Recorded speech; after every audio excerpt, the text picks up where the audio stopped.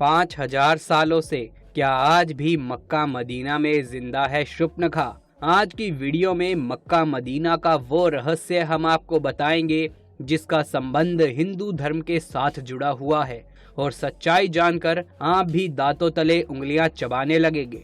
रामायण के अनुसार प्रभु श्री राम ने रावण का वध किया और माता सीता को उसकी कैद से आजाद किया। लंका का सारा राजपाट विभीषण को सौंप दिया गया। रामायण में लगभग सभी राक्षसों का वध हुआ, लेकिन एक राक्षसी ऐसी थी जिसका जिक्र केवल शुरुआत में ही होता है, और उसका नाम है शूर्पणखा। शूर्पणखा ने सबसे पहले जब प्रभु श्री राम को देखा तो उनकी सुंदरता देखकर वो मंत्र मुग्ध हो गई और प्रभु श्री राम के सामने शादी का प्रस्ताव रखा। लेकिन प्रभु श्री राम माता सीता को ही अपना सब कुछ मानते थे, तो उन्होंने शूर्पणखा के इस प्रस्ताव को अस्वीकार कर दिया। जिसके बाद शूर्पणखा को माता सीता पर बहुत क्रोध आने लगा, और जब वो अपने नुकीले नाखूनों से माता का वध करने के लिए आगे बढ़ी तो लक्ष्मण ने अपनी कटार से शूर्पणखा के नाक और कान को काट दिया। जिसके बाद वो इसी अवस्था में अपने भाई रावण के दरबार में पहुंची और अपनी बहन की बेइज्जती का बदला लेने के लिए रावण ने सीता माता का अपहरण कर लिया, और इसी घटना की वजह से पूरा रामायण हुआ। रामायण का बीज तो शूर्पणखा ने बो ही दिया था, और उसी की वजह से रामायण का युद्ध हुआ और एक एक राक्षस की मृत्यु हो गई, लेकिन अंत में वो ही जिंदा बच गई। लेकिन आखिर सवाल ये उठता है कि रामायण खत्म होने के बाद शूर्पणखा का क्या हुआ? आखिर वो कहाँ पर निवास कर रही है? दोस्तों, लक्ष्मण ने शूर्पणखा की नाक और कान को काट कर छोड़ दिया था, जिसके बाद वो कपड़े से अपने चेहरे को छुपा कर रखती थी।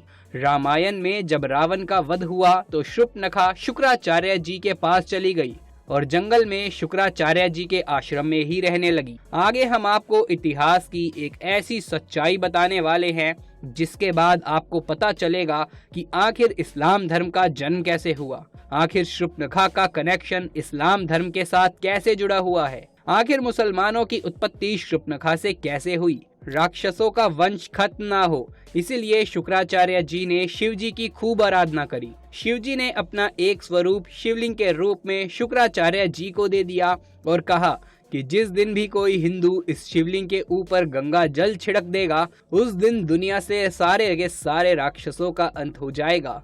अब ये शुक्राचार्य जी की जिम्मेदारी थी कि वो किसी भी हालत में उस शिवलिंग को हिंदुओं से बचा करके रखे, और उस आत्मलिंग को शुक्राचार्य ने हिंदुओं से दूर एक रेगिस्तान में स्थापित कर दिया, जो आज भी अरब में मक्का मदीना के नाम से जाना जाता है। आपको ऐसा लग रहा होगा कि हम ये कैसी बातें कर रहे हैं, लेकिन ये सच्चाई है दोस्तों, और तथ्यों पर आधारित है।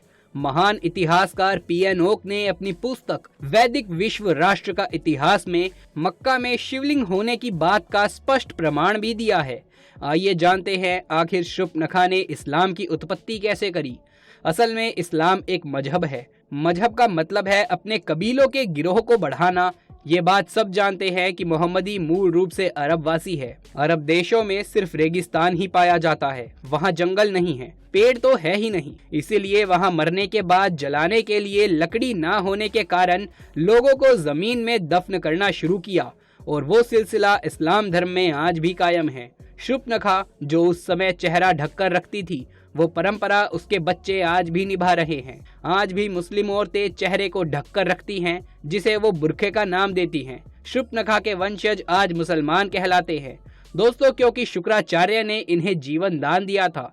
इसीलिए आप जरूर देखते होंगे कि शुक्रवार का दिन इनके जीवन में विशेष महत्व रखता है। लेकिन दोस्तों, जहाँ पर महादेव होते हैं वहाँ पर माता गंगा का होना तो तय है, और मक्का मदीना में हमें माँ गंगा के दर्शन किस रूप में होते हैं, आगे वीडियो में जब वो सच्चाई हम आपको बताएंगे तो आपके भी रोंगटे खड़े हो जाएंगे।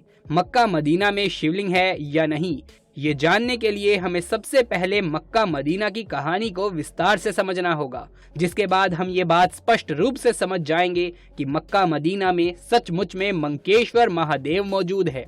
मुसलमानों का सबसे पवित्र धर्म स्थल मक्का मदीना अरब में स्थित है। प्रतिवर्ष पूरी दुनिया से लाखों की संख्या में मुसलमान जन मक्का मदीना में अपने गुनाहों की क्षमा मांगने के लिए और जन्नत पाने की इच्छा से जाते हैं। जिस तरह से हिंदू 4 धाम तीर्थ करने के लिए जाते हैं, ठीक उसी तरीके से मुसलमान तीर्थ करने के लिए मक्का मदीना जाते हैं। लेकिन कई ऐसे रहस्य हैं जो आज तक आपको पता नहीं है। मक्का मदीना में शिवलिंग होने की बात कई इतिहासकारों ने अपनी पुस्तकों में लिखी है।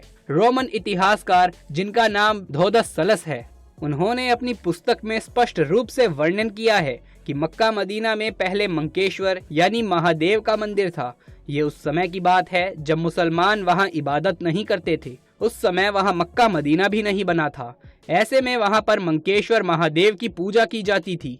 कई प्राचीन कहानियों में इस बात का जिक्र मिलता है कि मक्का में बहुत बड़े काले रंग का एक शिवलिंग था जिसकी लोग पूजा करते थे। ऐसा माना जाता है कि वो शिवलिंग आज भी खंडित अवस्था में मक्का में मौजूद है और उस शिवलिंग को एक क्यूब आकार का बॉक्स बनाकर घेर दिया गया है ताकि हिंदुओं को कभी इस बात का भनक भी ना लग पाए और वो लोग इसी कमरा नुमा घर की इबादत करते हैं। इतिहासकार पी.एन. ओक ने अपनी पुस्तक वैदिक विश्व राष्ट्र का इतिहास में मक्का में शिवलिंग होने की बात को विस्तार से स्पष्ट किया है।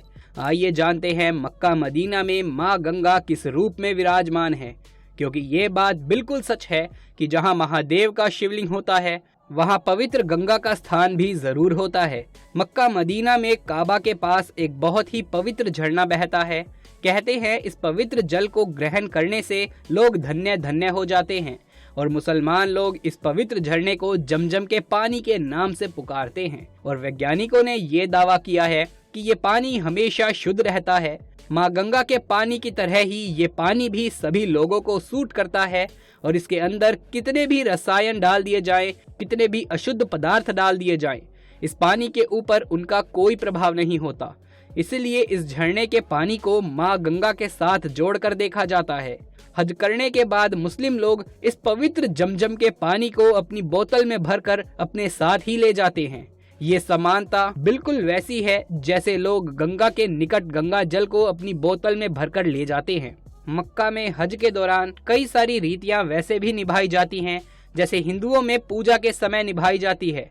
लेकिन दोस्तों, आपको जानकर बड़ी हैरानी होगी, जहां हिंदुओं के मंकेश्वर महादेव मौजूद हैं, वहीं पर हिंदुओं का जाना वर्जित है। जी हां दोस्तों, मक्का मदीना के अंदर सभी तरह के गैर मुस्लिम लोगों का प्रवेश वर्जित किया गया है। आप चाहे हिंदू हो, सिख हो, ईसाई हो या अन्य किसी धर्म के हो, मुस्लिमों के अलावा कोई भी मक्का मदीना में प्रवेश नहीं कर सकता, क्योंकि महादेव ने शुक्राचार्य से कहा था, अगर कोई भी वैष्णव यानी हिंदू धर्म का व्यक्ति मंकेश्वर महादेव पर जल चढ़ा देगा, यानी मक्का मदीना आ जाएगा और शिवलिंग पर जल चढ़ा देगा, तो सभी राक्षसों का हमेशा हमेशा के लिए अंत हो जाएगा। इसीलिए शुक्राचार्य जी ने मुसलमानों का वंश बचाने के लिए अरब में शूर्पणखा को ये जिम्मेदारी दी कि वो वहां रहकर शिवलिंग की हिंदुओं से रक्षा करे। और धीरे धीरे शूर्पणखा ने कई बच्चों को जन्म दिया जिन्हें कालांतर में मुस्लिम कहा जाने लगा। और बस ये रूल ही बन गया कि यहाँ हिंदुओं का आना मना है। अब आपके दिमाग में एक ख्याल आ रहा होगा कि अगर आप चुपके मक्का मदीना चले गए तो क्या किसी को पता चल जाएगा? तो इसका जवाब थोड़ा कंट्रोवर्शियल हो सकता है। हम आपको बता चुके हैं कि मक्का मदीना में एक हिंदू ही नहीं बल्कि कोई भी गैर मुस्लिम नहीं जा सकता, चाहे वो सिख हो, ईसाई हो, कोई भी हो, इसके अंदर वो प्रवेश नहीं कर सकता। इसके कई कारण हैं। सबसे पहले यहाँ जाने के लिए एक विशेष परमिशन की आवश्यकता होती है, जो इस बात का सबूत होती है कि अगर आप मक्का मदीना जा रहे हैं तो आप एक मुस्लिम व्यक्ति ही हैं और उसका किसी अन्य धर्म के साथ कोई संबंध नहीं है। दूसरा, मक्का जाने के रास्ते में आपको कई जगह जगह ऐसे साइन बोर्ड्स देखने को मिलेंगे जिस पर साफ तौर पर लिखा हुआ है कि मक्का में गैर मुस्लिमों का प्रवेश वर्जित है।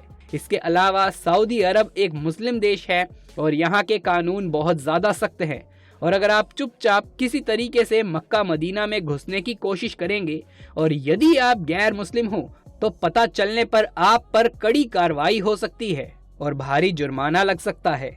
इसके बाद उस इंसान को तुरंत उस देश से निकालकर अपने देश भेज दिया जाएगा। फिर भी आप खुद ही सोचिए कि अगर एक साथ लाखों मुस्लिमों को ये बात पता चली कि कि दूसरे कोई धर्म का व्यक्ति यहाँ उनके पवित्र धर्म स्थल पर चोरी चुपे घुस आया है, तो ऐसे में सभी मुस्लिम लोगों को ये लगेगा कि उनकी पाक जगह की पवित्रता खंडित हुई है और वो सभी लोग मिलकर उस इंसान का क्या हाल करेंगे, ये आप खुद ही समझ सकते हैं। वास्तव में दोस्तों बड़ी ही विडंबना की बात है, इतने सारे इतिहासकार अपनी किताब में लिखते हैं कि मक्का मदीना में मंकेश्वर महादेव स्थित है, फिर भी हिंदू अपने आराध्य की पूजा नहीं कर सकता, वहां तो उसे प्रवेश करने की भी इजाजत नहीं है। लेकिन अब सवाल ये उठता है दोस्तों कि क्या कभी कोई हिंदू अपने आराध्य का पूजन वहां नहीं कर पाएगा? तो भविष्य पुराण में हमें एक भविष्यवाणी मिलती है। उस आधार पर जब कलयुग अपने चरम पर होगा, क्योंकि कलयुग 4,28,000 साल का है और अभी केवल 5,000 साल ही बीते हैं। जब कलयुग का अंत चरम पर होगा, जब पाप बहुत ज्यादा बढ़ जाएगा, देवता असुर बन जाएंगे और इंसान अपनी इंसानियत को भूल जाएगा और महादेव के कथन के अनुसार जैसे ही किसी वैष्णव द्वारा मंकेश्वर महादेव पर जल अर्पित होगा, मंकेश्वर महादेव वहां से बाहर आएंगे और सभी पापियों का अंत कर देंगे। सभी राक्षसों का खात्मा हो जाएगा और पूरे विश्व में पुनः सतयुग का निर्माण होगा। राक्षसों का अंत होगा और सनातन धर्म का डंका जोरों शोरों से चारों ओर बजेगा। आज के वीडियो में मक्का मदीना को लेकर सारे रहस्य हमने आपको बताए हैं और ये सारे रहस्य इतिहासकारों की खास किताबों के तथ्यों पर आधारित थे और कई ऐसे विषय हैं जो हमें सोचने पर मजबूर कर देते हैं कि क्या सचमुच में मक्का मदीना में मंकेश्वर महादेव मौजूद है और भविष्य में कब हमें उनके दर्शन प्राप्त होंगे। इस पूरी घटना को लेकर आप क्या विचार रखते हैं? क्या मक्का मदीना सचमुच में हिंदुओं का पवित्र स्थल है या मुस्लिमों का? नीचे कमेंट बॉक्स में अपने विचार जरूर से बताइए। यदि ये वीडियो पसंद आया हो तो इसे एक लाइक करके अपने दोस्तों और रिश्तेदारों में ज्यादा से ज्यादा शेयर कर दें। सच्चे हिंदू कमेंट बॉक्स में हर हर महादेव, जय श्री राम लिखना बिल्कुल भी ना भूलें। आगे भी ऐसे वीडियोस लगातार देखते रहने के लिए चैनल को सब्सक्राइब करके पास वाले बेल आइकन को भी दबा लीजिए। जल्द मुलाकात होगी आपसे किसी अगली वीडियो में, तब तक के लिए आप सभी का धन्यवाद।